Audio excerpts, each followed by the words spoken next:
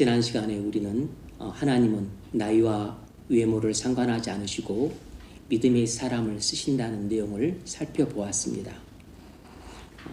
당시 유력한 가문들도 많이 있었고 또 이세의 여덟 아들 중에서도 막내 다윗 말고도 위로 형들이 7이나 있었지만 막내 다윗을 하나님이 택하셨습니다. 또 장남 엘리압은 키가 크고 또 외모가 출중하기까지 했지만 쓰임받지 못했습니다. 하나님이 왕으로 기름 부으신 것은 아버지조차 거들떠 보지 않았던 8째 막내 아들 다윗이었습니다. 이유가 무엇이었죠? 그것은 전적으로 다윗이 믿음의 사람이었기 때문이었습니다. 이유는 그것 하나였어요. 그 점을 하나님은 이렇게 말씀하셨습니다. 사람은 외모를 보거니와 나 여호와는 중심을 보느니라. 이 말씀은 아무리 강조해도 부족하지 않다고 할 정도로 중요한 말씀입니다. 사람은 외모를 보거니와 나 여호와는 중심을 보느니라. 우리가 하나님 자녀라면 우리도 아버지처럼 사람을 볼 때 외모를 보지 말고 중심을 봐야 합니다. 하나님과 보는 눈이 같을수록 하나님과 마음을 같이 하는 사람이라고 할 수 있습니다. 그 사람이 정말로 하나님을 사랑하는 사람임에 틀림없어요. 그런데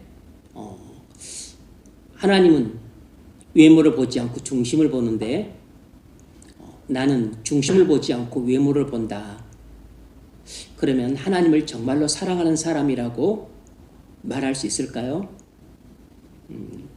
그렇게 말하기는 어려울 겁니다. 왜냐하면 앞뒤가 안 맞기 때문에. 우리는 사랑하는 사람과 마음을 같이 합니다.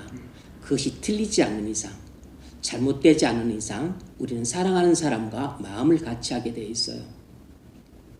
그것이 기호와 취향이 아닌 이상. 여러분 어떠십니까? 사람을 볼 때 외모를 보시나요? 아니면 중심을 보시나요? 우리가 사람을 볼 때 외모를 전혀 봐서는 안 된다고 말할 수는 없습니다.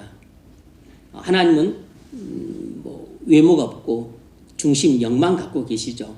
하지만 우리는 외모를 갖고 있습니다. 하지만 중심은 보지 않고 외모만 보고서 사람을 판단하는 것은 치명적인 실수임에 틀림없습니다. 중심보다 외모를 더 중시해서 사람을 판단하는 것은 하나님 아버지의 마음과 하나님 아버지와 마음을 같이 할 의사가 전혀 없다는 뜻입니다. 그 사람이 어찌 하나님의 자녀겠습니까? 그 사람이 어찌 하나님을 사랑하는 사람이라고 말할 수 있겠습니까? 하나님을 사랑하는 자녀라면 하나님은 중심을 보시는데 자기는 외모를 보고 판단하는 그런 일은 하지 않을 것입니다. 우리가 하나님을 사랑하는 자녀라면 하나님 아버지를 닮기 때문에 하나님 아버지처럼 우리도 외모를 전혀 보지 않는 것은 아니지만 그러나 외모보다는 중심을 봅니다. 중심이 우리의 사람을 판단하는 기준이 되는 것이죠. 우리 간단하고 그리고 다 아는 이야기를 하십니까? 할지 모르지만 이 간단한 진리조차도 교회 안에 대부분의 사람들이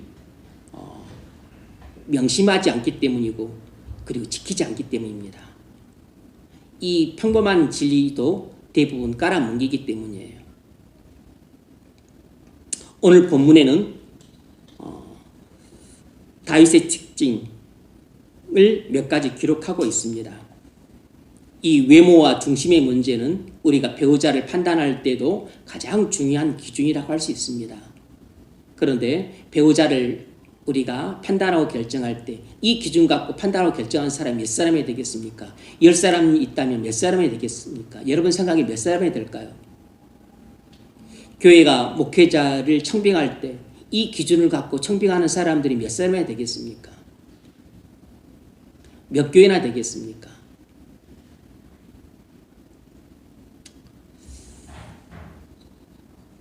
많지 않습니다. 오늘 본문은 다윗의 몇 가지 특징을 기록하고 있는데 그건 믿음의 사람의 특징입니다. 오늘은 믿음의 사람의 특징에 대해 살펴볼 텐데 한 가지만 살펴보겠습니다. 17절, 18절 이새가 그의 아들 다윗에게 이르되 지금 내 형들을 위하여 이 볶은 곡식 한 에바와 이 떡 10덩이를 가지고 진영으로 속히 가서 내 형들에게 주고 이 치즈 10덩이를 가져다 그들의 천부장에게 주고 내 형들의 안부를 살피고 증표를 가져오라. 이렇게 이새가 다윗에게 전쟁터에 나가 있는 형들에게 곡식과 빵을 전달해주고 천부장에게는 치즈를 갖다 주라고 중요한 심부름을 시켰습니다. 그러자 다윗이 어떻게 반응을 했습니까? 20절 다윗이 아침에 일찍 일어나서 양을 양지키는 자에게 맡기고 이새가 명령한 대로 가져가서 진영에 이른즉. 우린 여기서 다윗의 특징 세 가지를 볼 수 있는데 오늘은 한 가지만 살펴보겠습니다. 우린 여기서 믿음의 사람이 가지고 있는 중요한 특징 한 가지를 볼 수 있는데 그것은 부지런함이라는 것입니다. 부지런함.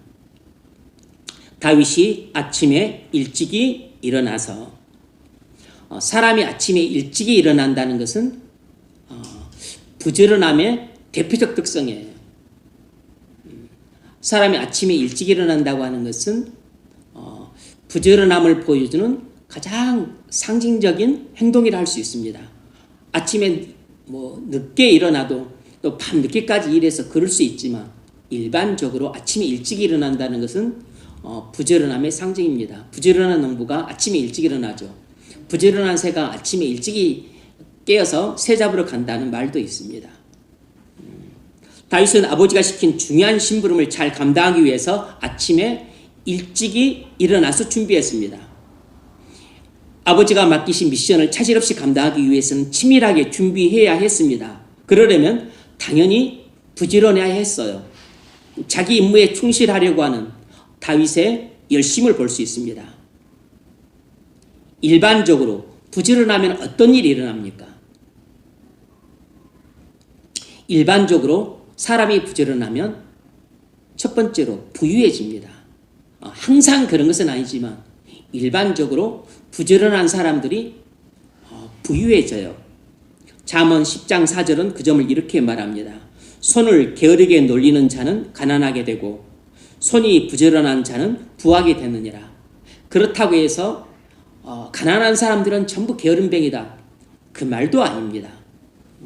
옛날에는 그런 말이 많이 맞았지만 요즘에는 또 안 맞는 것은 아니지만 또 다 맞다고도 할 수는 없습니다.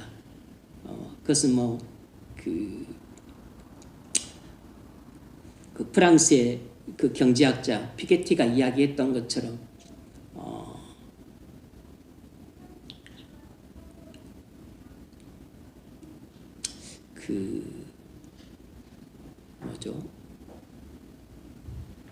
갑자기 말 생각나네.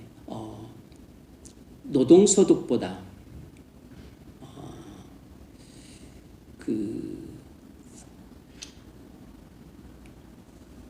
재산소득,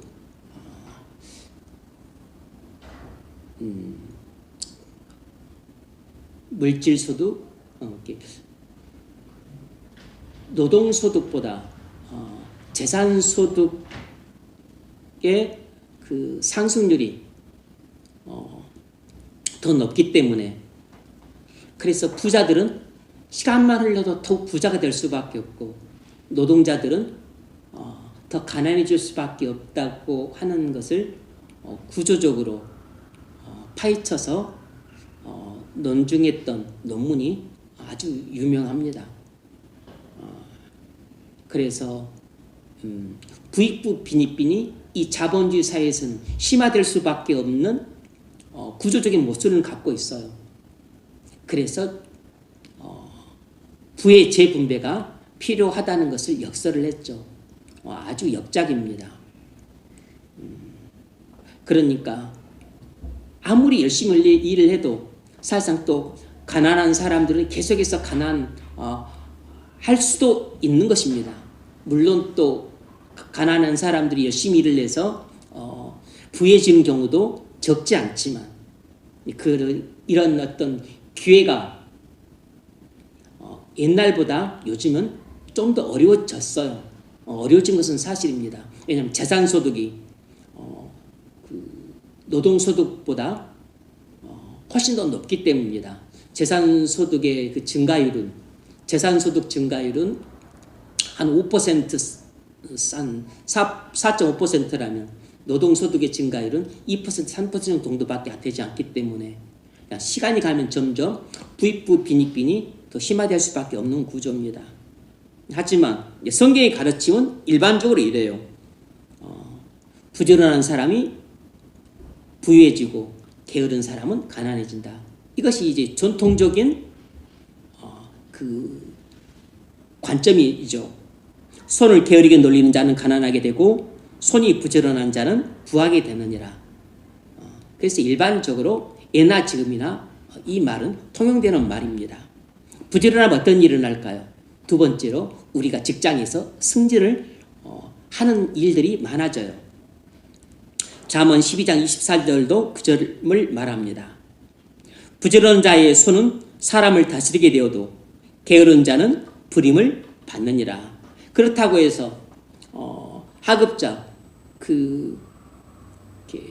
하급자들은 다 게으르고 상급자들은 다 부지런하다. 또 그런 말로 오해하시면 안 됩니다.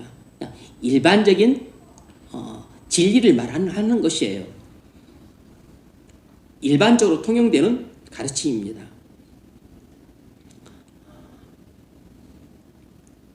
부지런하면 또 어떤 일이 일어나는가? 직장에서 승진을 하게 되고, 그리고 학생들은 일반적으로 공부를 잘합니다. 학생들이 일반적으로 공부를 잘해요. 공부를 열심히 하는 사람이 잘하고 안 하는 사람이 공부를 못하죠. 이것도 일반적으로 맞습니다. 그러면 모든 사람이 공부를 열심히 하면 또 다 잘하느냐? 그렇지 않아요. 1등부터 꼴등까지 다 학원을 다니는데 다 공부를 잘하는 게 아니에요. 꼴등도 학원을 다니는데 열심히 하는 것 같지만 또 공부를 또 못할 수도 있죠. 그러니까 뭐 진짜 열심히 안 하든지 아니면 하는 흉내만 내든지 하지만 일반적으로 공부를 잘하는 애들은 열심히 공부를 합니다. 그냥 띵까띵까 노는데 공부를 잘하는 사람은 거의 없어요. 다 열심히 하니까 잘하는 것입니다. 세 번째는 영원한 기업을 얻습니다. 히브리서 6장을 보면 부지런한 사람들이 영원한 기업을 얻는다고 말을 하고 있습니다. 자, 그렇다면 우리는 무엇에 부지런해야 될까요? 우리는 무엇에 부지런해야 됩니까? 첫 번째로 우리는 사회생활을 하니까 직장 일에 부지런해야 됩니다. 직장 일에. 앞서 말씀드렸던 잠언 12장 24절이 그 점을 말합니다. 부지런한 자의 손은 사람을 다스리게 되어도 게으른 자는 불임을 받느니라. 게으른 사람은 부리는 사람에게 있어 이에 초와 같다 그랬습니다. 눈에 연기와 같은 존재라 그랬어요. 그래서 모든 사람이 싫어하는 사람은 게으른 사람입니다. 상급자가 제일 싫어하는 사람이 하급자가 게으른 사람이에요.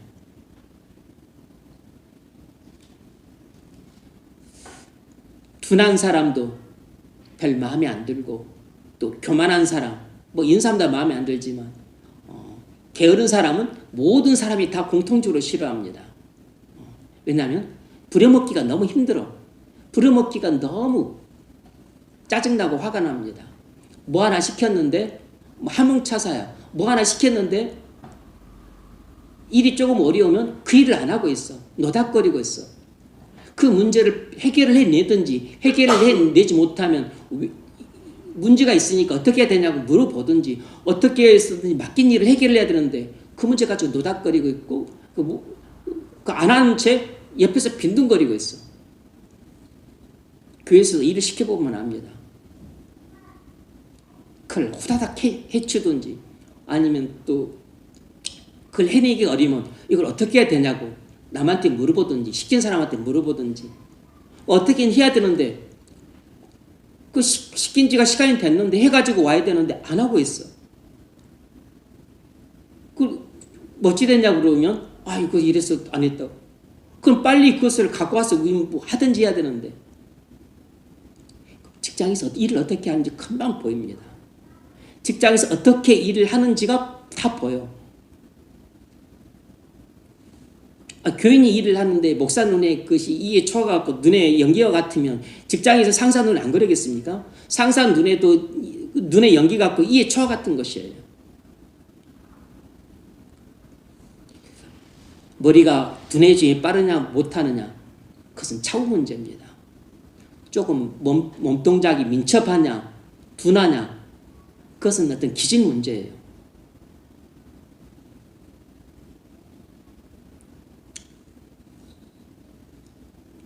모든 사람은 다 부지런한 사람을 좋아하고 선호합니다. 그리고 상급자들은 전부 부지런한 하급자들을 원해요. 주인들은 전부 부지런한 종들을 원합니다. 마찬가지로 주님은 부지런한 종을 원해요. 부지런한 종을 원하십니다. 여러분, 예전에 우리 친척 중에 어떤 나이 드신 분이 그러시더라고요. 너는 꼭 결혼할 때 부지런한 와이프를 얻어라 이렇게 말씀하시더라고요. 왜냐하면 며느리가 엄청 게을렀거든. 당신 보시기에 며느리가 너무 게을러. 그러니까 그냥 속이 터지고 우라통이 터지는 겁니다. 며느리가 게으르면 그 집안이 가난할 수밖에 없어요.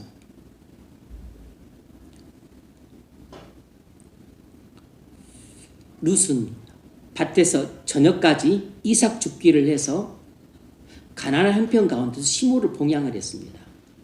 뭐 여인네가 과부가 할 수 있는 일이라고 하는 것은 뭐 딱히 당시에 별로 없었기 때문에 그냥 이삭 줍기가 전부야. 근데 이삭 줍기를 하되 저녁 늦게까지 이삭을 주어서 자기도 먹고 시부도 봉양을 했습니다. 부지런한 것이죠. 그러니까 가난해도 부지런하면 시모를 봉양할 수 있어요. 그러니까 시부모님도 부지런한 며느리를 원하고 그리고 장인 장모도 서로 직장이 변변치 못하고 조금 가난할지라도 부지런한 사이를 원하는 것입니다. 꼭 넓은 집, 또 부모한테 돈 받아가지고 또 넓은 집 사고 하고 그런 뻔씩 뭐합니까? 본인이 게으르면 그것도 다 날려먹을 건데 게으르면 아무리 돈이 많아도 그걸 다 날려먹습니다.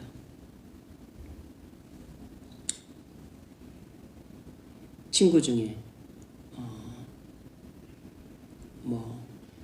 그냥 평범한 대학교 나왔는데 이사가 되었어. 이사가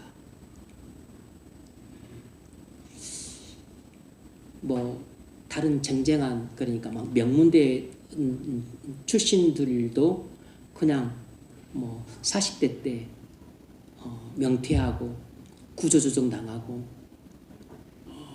그래서 그냥 그렇게 어려움을 겪는데 그냥 평범한 대학교 나왔는데 이사가 되었어요. 대기업의 전문대 쉽지 않죠. 그래서 그래도 참 이 직장 생활하기 힘들 때 이제 제가 부장 이사 승진하기 직전에 6년 전에 만났을 때 그래도 참 열심히 일을 하는구나 그랬더니 부지런함은 기본입니다 그러더라고요. 부지런하지 않고서 대기업에서 부장까지 오른다는 것은 그러니까 있을 수도 없는 일이고 부장 정도에 오르려면 다 부지런해야 된다. 부장 정도면 다 부지런해야 된다.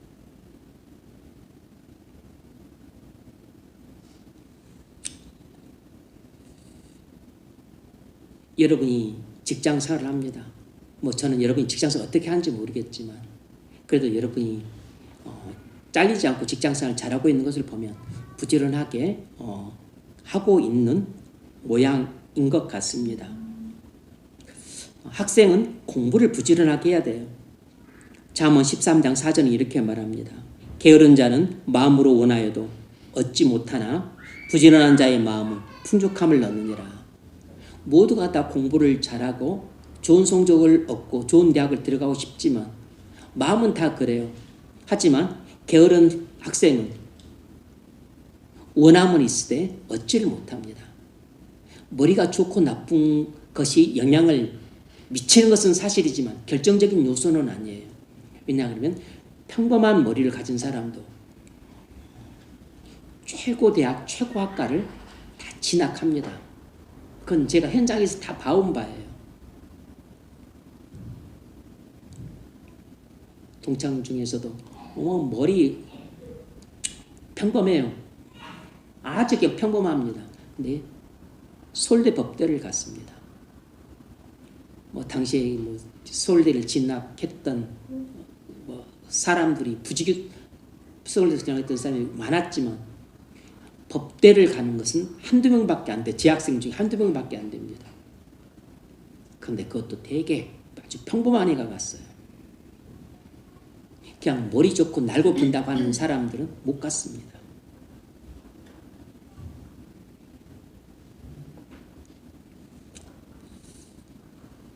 제가 이제 동창들을 보니까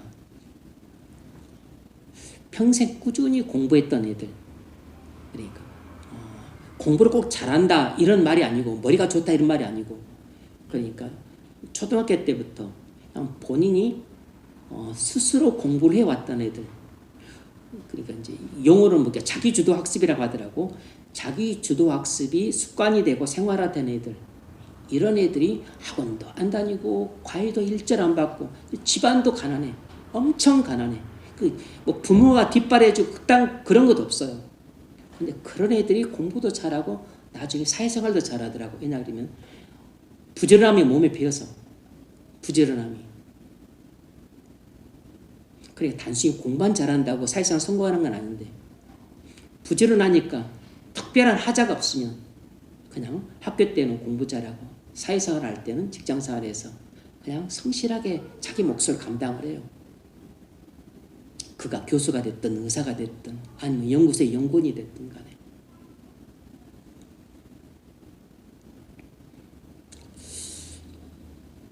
두 번째는 우리가 무엇에 부지런해야 되면 말씀과 기도에 부지런해야 됩니다. 시편 119편 147절, 내가 날이 밝기 전에 내가 새벽 전에 부르짖으며 주의 말씀을 바라싸우며, 내가 새벽 전에 부르짖으며 주의 말씀을 바라싸우며. 이 시편 119편 기자를 다윗으로 이제 추정할 수 있는데, 다윗은 새벽이 되기 전에, 그러니까 보통 3시부터 5시 사이입니다. 오전 3시부터 5시 사이예요. 그러니까 아직 미명, 동이 터오기 전에 이 시간에 일어나서 기도를 했습니다. 내가 새벽 전에 부르짖으며 주의 말씀을 바라싸우며, 내 눈이 야경이 비기 전에 주의 말씀을 묵상하려고 내 눈이 야경이 비기 전에 깨었나이다. 주의 말씀을 묵상하려고 내 눈이 야경이 비기 전에 깨었나이다. 이 야경이 3시부터 5시 사이를 말합니다. 그러니까 다윗은 새벽 시간에 하나님과의 교제를 시작하고 끝냈어요. 그러니까 새벽 시간에 하나님께 나가 기도하고 그리고 말씀을 묵상했습니다. 꼭 시간대로 보자면 3시부터 5시.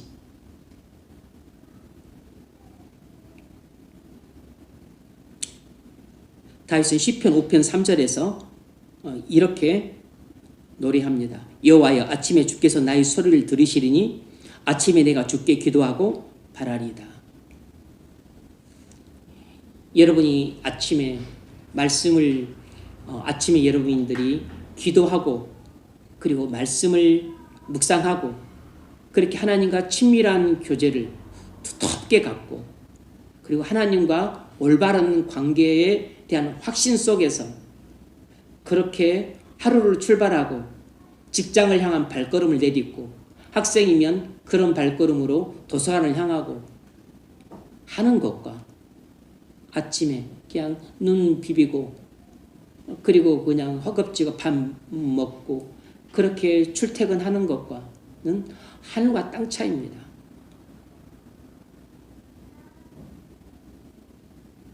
뒤에서 이야기하겠지만 하나님과 함께하는 하루가 되는 사람이 있고 그냥 하나님 없이 혼자서 허둥지둥대며 하루를 시작하고 진행하고 마치는 사람의 모습의 차이예요. 결정적 차이입니다.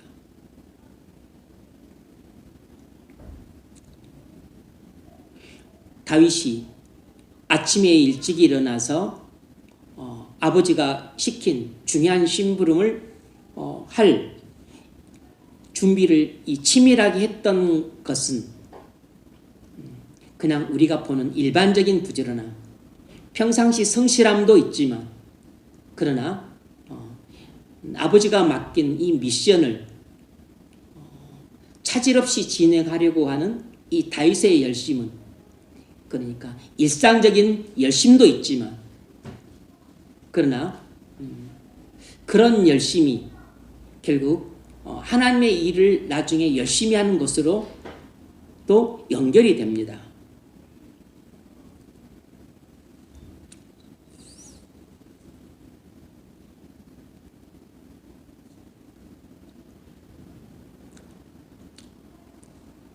원정수 권사를 만들고 원정수 권사와 같은 믿음의 자녀 손들이 배출될 수 있게 하는 데에는 그 어머니의 이 부지런함이 있었습니다. 남편을 잃고 유교 동란 후에 찢어지게 가난하던 그 시절에 그 자녀들을 홀로 굶기지 않고 어떻게든 그 풀뿌리 죽이라도 끓여 먹기고는 이 생활적인 열심과 함께 무엇보다도 영적인 열심이 있었습니다. 그 열심이 그 엄동설안에도 새벽 기도를 쉬지 않고 그래서 십리길을 달려가서 기도하는 그래서 1시간 걸어가서 기도하고 또 1시간 걸어와서 돌아오는 이런 일을 1년 360일 쉬지 않고 했던 그 어머니의 육적인 부지런함과 영적인 이 부지런함에서 그 자녀들이 굶주리지 않고 먹고 살고 그리고 무엇보다도 이 영적인 열심에서 나오는 새벽 기도 때문에 이 원정수 권사 어머니가 하나님이 함께 하시는 사람이 되었어요. 그의 존재가 변했습니다. 임마누엘 사람으로 변화되었습니다. 그의 존재가 변화됨으로 인해서 이제 그녀와 그녀의 집안에 하나님의 축복이 임했습니다. 그래서 이것은 고가 학비를 내고도 받을 수 없는 최고의 사립학교를 다녀도 배울 수 없는 최고의 교육을 하나님은 어머니를 통해 이 믿음의 어머니, 육적으로도 성실하고 영적으로도 부지런한 이 어머니를 통해 어디 이튼 스쿨에서도 시킬 수 없는 최고의 교육을 자녀들에게 시키게 하셨어요. 그것이 믿음의 양육입니다. 주의 귀함과 훈계로 양육을 한 것이에요. 이건 그의 어머니가 영적으로 부지런했기 때문에 쉬지 않고 주의 귀함과 훈계로 자녀들을 양육을 한 것입니다. 그래서 이 자식들을 배부르게는 못 먹이고 좋은 옷은 못 입히고 그리고 편하게 살게 해주는 못했지만 고생은 시켰지만 그래도 이 영적인 부지런함이 있었기 때문에 자녀들을 하나님의 사람으로 양육을 했어요. 그래서 자녀들이 복을 받되 무슨 복을 받았냐면 임마누엘의 사람이 되는 복을 받았습니다. 하나님이 함께 하시는 사람의 복을 받았어요. 그러니까 자녀들이 최고의 축복을 받은 것입니다. 그래서 결국 이 어머니는 남편도 없이 여자 홀로 자녀들을 양육하면서 그 가문을 믿음의 가문으로 일궜어요. 백향목적으로 생장하고 종려나무처럼 번성하는 믿음의 가문을 일궜습니다. 어떻게 가능했죠? 여인네가 부지런하니까 가능했습니다. 부지런하니까. 육적인 부지런함뿐만 아니라 영적인 부지런함. 이게 뭐죠? 믿음의 사람이 갖고 있는 특징입니다. 믿음의 사람은 영적으로도 부지런하지만 육적으로도 부지런해요. 그래서 어떤 사람들이 말씀을 꾸준히 묵상하냐면 부지런한 사람들이 말씀을 꾸준히 묵상합니다. 시편 2편에서도 그 점을 볼 수 있어요. 복 있는 사람은 이것저것 하지 않고 오직 여호와 율법을 즐거워하여 그 율법을 주야로 묵상하는 자로다 그랬는데 어떻게 아침 저녁 쉬지 않고 하나님 말씀을 묵상할 수 있겠어요? 영적으로 게으르면 그게 가능하겠습니까? 영적으로 부지런하니까 그게 가능하죠. 그런데 영적으로만 그게 부지런하면 되겠냐고. 육적으로도 부지런해야 그게 가능한 것입니다. 그럴 때 열매들이 맺힙니다. 저는 시냇가에 심어나가 시절적 과실을 맺지. 저는 시냇가에 심어나가 과실을 맺는 것처럼 맺고, 그리고 그 잎사귀가 푸르지, 그 잎사귀가 푸른같이 푸르러진다 그랬습니다. 욥은 정말 부지런한 사람이었어요. 매사에 부지런했지만 욥은 특별히 회개하는데 부지런했습니다. 그래서 죄 한 톨이라도 남아있지 않도록 죄사함 받는데 열심을 냈어요. 욥기 1장 5절을 보면 그들이 차례대로 잔치를 끝내면 욥이 그들을 불러다가 성결하게 하되 아침에 일어나서 그들의 명수들의 번제를 드렸으니 이는 욥이 말하기를 혹시 내 아들들이 죄를 범하여 마음으로 하나님을 욕되게 하였을까 함이라. 욥의 행위가 항상 이러하였더라. 여러분, 영적으로 부지런한 사람은, 여러분 믿음의 사람은 영적으로 부지런한데 그 영적인 부지런함이 뭐로 나타나냐면 회개하는 일에 부지런함으로 나타납니다. 죄사함 받는 일을 게을리하지 않아요. 우리는 오늘 회개하고 죄사함을 받았지만 또 하루 사이에 또 죄가 잔뜩 쌓이고 허물이 잔뜩 쌓이고 더러움이 잔뜩 쌓이기 때문에 회개하는 일을 매일같이 부지런하게 해야 돼요.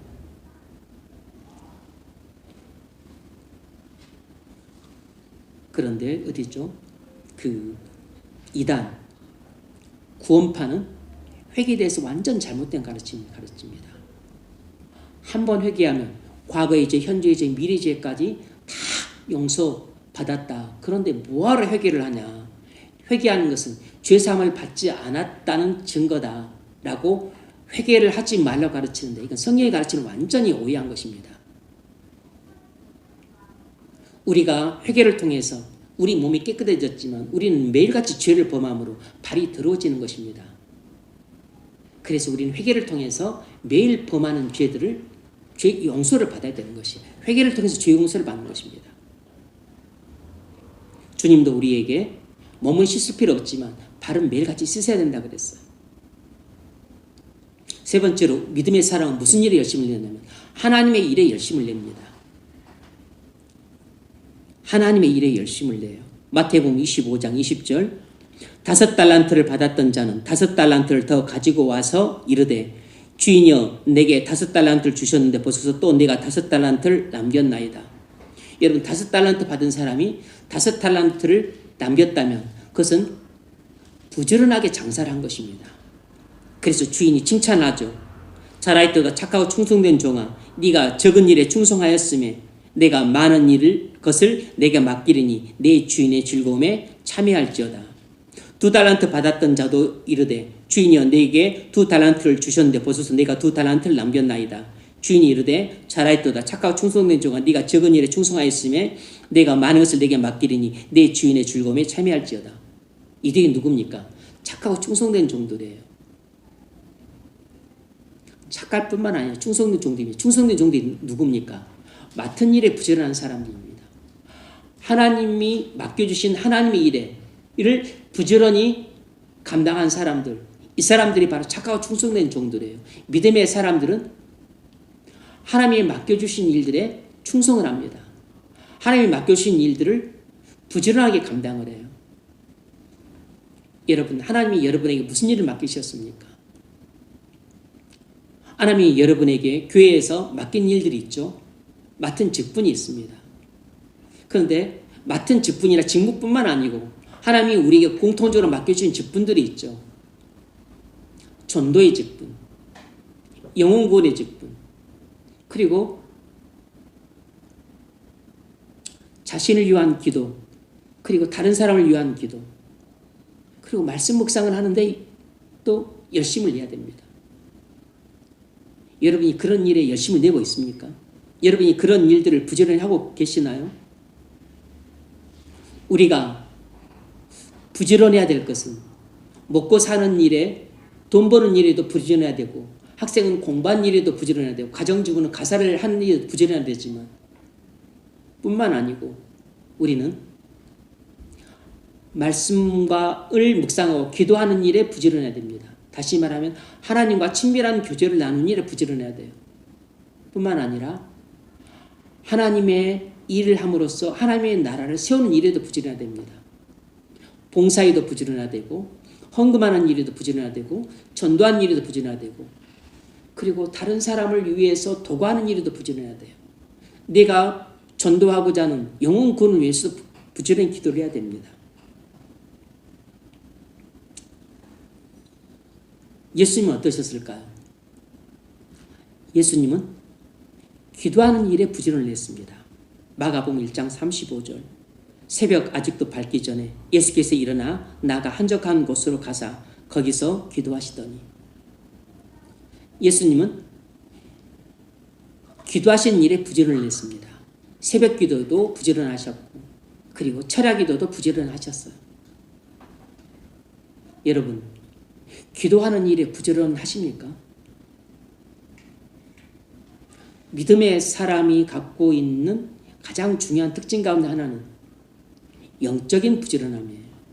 이 영적인 부지런함의 대표적인 것 중에 하나가 바로 기도하는 일에 부지런함을 내는 것입니다. 만일 우리가 기도하는 일에 게으르다면 우리는 믿음의 사람으로 온전해지기에 많이 부족해요. 말씀을 묵상하기에 게으르다. 그럼 믿음의 사람으로 온전해질 수가 없어요. 하나님이 맡기신 일에 게으르다. 그러면 우리는 믿음의 사람으로 온전해질 수가 없습니다. 믿음의 사람으로 온전해지는 데 있어서 가장 중요한 것은 하나님과 친교입니다. 친교 중에 가장 중요한 것은 말씀과 기도예요. 하나님과 친교하는데 부지런해야 믿음의 사람으로 존재가 변화가 되죠.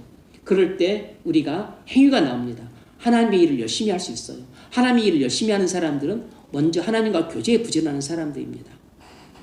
여러분들이 하나님이 맡겨주신 일을 열심히 감당하는 사람이 되려면 먼저 하나님과 교제하는 일에 열심을 내십시오. 말씀 묵상을 꾸준히 하시고, 그리고 기도하는 일에 열심을 내십시오. 기도를 부지런히 하려면 새벽에 기도를 하는 수밖에 없어요. 왜냐하면 새벽 시간은 내 시간이 될 수 있지만 저녁 시간이나 밤 시간은 내 시간을 장담할 수 없기 때문입니다. 예수님은 이렇게 하나님과 교제하는 일에 부지런했기 때문에 하나님의 일을 하는데도 열심을 냈습니다. 누가복음 4장 42절, 날이 밝음에 예수께서 나와 산적한 곳에 가시니 무리가 찾다가 만나서 자기들에게 떠나지 못하게 만류하려 하매 예수께서 이르시되 내가 다른 동네에서도 하나님 나라의 복음을 전하여 하리니 나는 이 일을 위해 보내심을 받았노라 하시고 갈릴리 여러 회당에서 전도하시더라. 예수님은 복음을 전해서 영혼을 구원하는 일에 쉬지 않고 열심히 하셨습니다. 예수님이 이렇게 하나님 나라를 건설하고 확장하는 일에 부지런하셨어요. 그런데 그 전에 뭐가 있었냐면 하나님 아버지와 친교를 나누는 일에 부지런했습니다. 새벽에 미명에 산에 올라가서 하나님께 기도하는 일에 부지런했어요. 새벽 아직도 밝기 전에 예수께서 일어나 나가 한적한 곳으로 가서 거기서 기도하시더니, 그래서 하나님이 부어주시는 성령 충만함을 받고서, 그리고 날이 밝으면 갈릴리 바닷가나 또 예루살렘으로 가서 사람들을 만나 복음을 전하시고 영혼을 구원하시고 귀신을 쫓아내고 병자들을 고치고, 그리고 세리와 만나 식사하고, 그리고 또 창녀들에게 복음을 전해서 그들을 하나님 나라로 인도하는 일을 하셨습니다. 이것이 바로 예수님이 이 땅에 사셨을 때 모습이에요. 우리 구주이신 예수님도 하나님 나라를 건설하기 위해 하나님과 교제에 부지런하셨고, 그리고 하나님이 맡겨주신 사명에도 부지런하셨습니다. 하나님과의 교제에 부지런한 사람이 하나님이 맡겨주신 사명을 감당하는 데도 부지런할 수 있어요. 그리고 당연히 이런 사람이 사회생활을 할 때 직장생활을 열심히 할 수 있습니다. 말씀을 맺겠습니다. 우리는 오늘 본문에서 다윗을 통해 믿음의 사람의 특징을 여러 가지를 볼 수 있는데, 그 중에 가장 첫 번째로 나타났던 것이 부지런함입니다. 다윗은 아버지가 맡겨준 그 중요한 심부름을 감당하기 위해 아침에 일찍이 일어났어요. 그것은 치밀한 준비, 그리고 또 미션을 차질 없이 진행하기 위해서 다윗이 취한 태도인데, 그 부지런함에서 일상적인 부지런함뿐만 아니라 그의 영적인 부지런함을 엿볼 수 있었던 거죠. 다윗은 아버지가 시킨 심부름을 하는 일도 부지런했지만 말씀을 묵상하는 일에도 부지런했고 기도하는 일에도 부지런했어요. 새벽제에 일어나서 기도했고, 또 말씀을 묵상하기 위해 야경 깊기 전에 깨는 그런 부지런함을 보였습니다. 그러니까 그는 일을 할 때도 부지런하고, 그리고 하나님과 교제할 때도 부지런했습니다. 그러니까 당연히 나중에 임금으로서 이스라엘을 통치할 때도 부지런히 통치를 했던 것입니다. 믿음의 사람이 갖고 있는 첫 번째 중요한 특징은 부지런함입니다. 그런데 바로 우리 주님도 이렇게 다윗처럼 하나님과 교제하는 데 부지런하셨고, 그리고 전도를 통해 영혼을 구원하는 일에, 귀신을 쫓아내고 병자를 고치고, 그리고 사회에서 소외된 자들을 사랑으로 돌보는 일에 부지런하셨어요. 그러므로 우리는 그리스도 안에 있는 사람입니다. 그리스도에 해당이 되는 것은 우리에게 해당이 되는 것이에요. 우리가 그리스도 안에 사랑과 친밀한 교제를 나눌 때 그리스도 안에 있는 하나님의 생명이 우리에게 흘러 들어오므로 우리도 영적으로 부지런한 사람이 되지 않을 수가 없습니다. 하나님의 생명이 우리에게 들어오면 올수록 우리도 하나님처럼 부지런한 사람이 돼요. 우리가 구원받은 것은 우리의 노력과 수고와 열심 때문이 아니고 하나님의 열심 때문입니다. 하나님이 우리를 구원하신 일에 열심을 내시고 부지런하셨기 때문에 하나님이 친히 사람이 되어 이 땅에 오시고, 그리고 사시고 죽으시고 부활하시고 승천하시고 중보 기도하시고 다시 재림하시는 이러한 수고롭고 귀찮고 번거로운 방식을 통해서 우리를 구원하기를 마다하지 않으셨어요. 이것은 하나님의 열심이 우리를 구원하신 것입니다. 하나님의 열심이 바로의 종되어서 애굽의 노예 생활을 하던 이스라엘을 구원해 내셨던 것처럼 하나님의 열심이 이 사단의 종이 되어서 세상 나라에서 노예 생활을 하고 있던 우리를 구원해 내서 하나님 나라로 옮기신 것입니다. 하나님의 열심이 있었기 때문에 그리스도의 속죄로 말미암아 우리를 죄에서 구원하신 것이에요. 그러니까 하나님의 성품이 부지런한 것입니다. 그래서 하나님의 성품이 부지런하기 때문에 예수님도 이 땅에서 부지런히 사역을 하셨어요. 우리가 예수를 닮은 그리스도인이라면 우리는 일상생활도 부지런해야 되지만 영적으로도 부지런해야 됩니다. 영육간에 부지런해야 돼요. 그래서 먹고 사는 일에도 부지런히 해야 됩니다. 학생이라면 공부하는 일도 부지런해야 돼요. 그리고 무엇보다 부지런해야 되는 것은 먹고 사는 일에 부지런하고 공부는 열심히 하는데 영적으로 게으르면 이건 완전히 파입니다. 완전히 아무것도 아니에요. 세상 사람들이 중에는 이런 사람들이 많습니다. 성경이 말하는 진짜 부지런함은 먹고 사는 일도 부지런해야 됩니다. 이거 게으르면 안 되죠. 근데 그것뿐만 아니고 무엇보다 영적으로 부지런해야 돼요. 하나님과 교제하는 데 부지런해야 되고 그리고 하나님의 일을 하는 데 부지런해야 됩니다. 하나님과 교제하는 데 부지런하고 하나님의 일을 하는 데 부지런한 사람이 공부하는 데 게으를 수가 없고 직장에서 일하는 데 게으를 수가 없어요. 이것은 불가능해요. 그러므로 우리가 그리스도 안에서 하나님과 친밀한 교제를 나누면 하나님의 그 부지런한 성품이 우리에게 옮겨져서 우리도 점점 더 부지런한 사람이 될 수 있습니다. 그래서 하나님과 친밀한 교제를 나눔으로 하나님의 일에 부지런한 사람이 되고 나아가서 직장에서도 부지런히 일함으로 이의 초 같은 사람이 되지 않을 수 있습니다. 많은 상급자들이 칭찬하는 하급자, 함께 일하고 싶은 동료가 될 수 있습니다. 학생이라면 열심히 공부해서 성실하게 공부해서 그래서 부끄럽지 않게 학창 생활을 보낼 수 있습니다.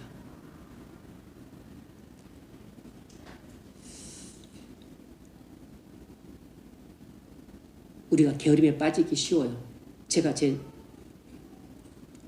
근래의 삶을 이렇게 쭉 돌아봤더니 몇 가지가 보였습니다. 첫 번째로 제가 많이 낙심해 있었어요. 그런 거 굳이 그냥 여러분한테 말하고 싶지 않았지만 낙심에 빠져 있었습니다. 그래서 의욕이 많이 상실되어 있었어요. 그러니까 자연스럽게 영적으로 영적으로 게을러졌습니다. 물론 뭐 본성적인 게으름도 있었겠죠. 또 죄로 인한 게으름도 있었을 것이고. 근데 주된 것은 그 원인이라는 것을 이렇게 또 기도 가운데 깨닫게 하시더라고요. 여러분이 만약 게으름에 빠져 있다면 그 게으름이 어디서 왔는지 우리 로마서에서 배웠잖아요. 어디서 왔는지 잘 진단해 보셔야 됩니다. 우리는 본성적으로 다 게으릅니다. 죄 때문에 게을러졌어요. 그리고 사단의 시험을 받으면 게을러집니다. 낙심을 하면 게을러지게 돼 있어요. 내 게으름이 어디서 왔는지 찾아내셔야 됩니다. 그리고 게으름을 타파해야 돼요. 게으름을 반드시 타파해야 됩니다. 그리고 게으름과는 평생 싸워야 돼요. 게으르면 여러분 모든 사람이 다 싫어합니다. 남편도 싫어하고 아내도 싫어하고 부모도 싫어하고 시부모도 싫어하고 장인 장모도 싫어하고 상급자도 싫어하고 하급자도 싫어하고 동료도 싫어하고 모두가 싫어해요. 게으른 사람은 설 자리가 없습니다. 내가 게으름에 빠졌다면 그것은 내 믿음도 약해진 것입니다. 믿음의 사람의 첫 번째 중요한 특징은 부지런함입니다.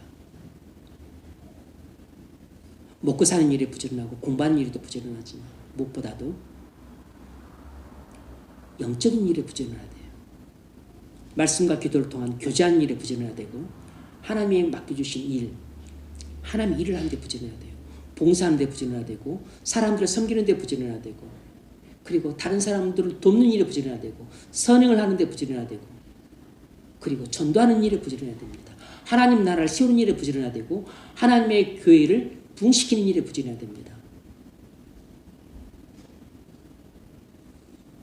저와 여러분이 그리스도 안에서 다시금 은혜를 받고 생명을 받아서 혹시 우리가 죄로 인해서 게으름에 빠졌다면 낙심으로 인해서 게으름에 빠졌다면 게으름을 타파하십시오. 그래서 다시금 기지개를 펴고 영적인 활력을 얻어서 부지런히 할 수 있길 바랍니다. 그래서 먼저 해야 될 부지런은 하나님과 교제하는 데 부지런하십시오. 그리고 하나님 일을 하는 데 부지런하세요. 그러면 자연스럽게 하나님이 함께 하셔서 임마누엘의 사람이 되므로 직장에서도 부지런하게 일을 하게 하실 것입니다. 그러면 아이디어가 번뜩이게 되고 그리고 지혜가 생기고 능력이 생길 겁니다. 게으른 사람은 직장에서도 타박받습니다. 그리고 손가락질 받고 그리고 배척당해요. 무능하고 무기력한데 무슨 직장에서 일을 잘하겠습니까? 그 눈에 보기 뻔합니다. 직장에서 그 어려움들을 극복하고 그리고 초월하려면 먼저 하나님과 관계가 바르게 돼야 돼요. 그래야지만 직장에서 사람들과도 관계가 바르게 될 수 있고 가정에서 부부관계도 바르게 될 수 있습니다. 하나님과 관계가 틀어진 사람은 부부관계도 틀어지고 직장에서 동료들과 관계도 틀어지고 교회에서 사람들과 관계도 틀어지고 부모 자식과의 관계도 틀어집니다. 우리가 의의 관계, 올바른 관계 있을 때 항상 부지런할 때입니다. 믿음의 사람으로서 그렇게 영적인 부지런함, 육적인 부지런함을 함께 가질 수 있기를 주의 이름으로 축원합니다. 아멘.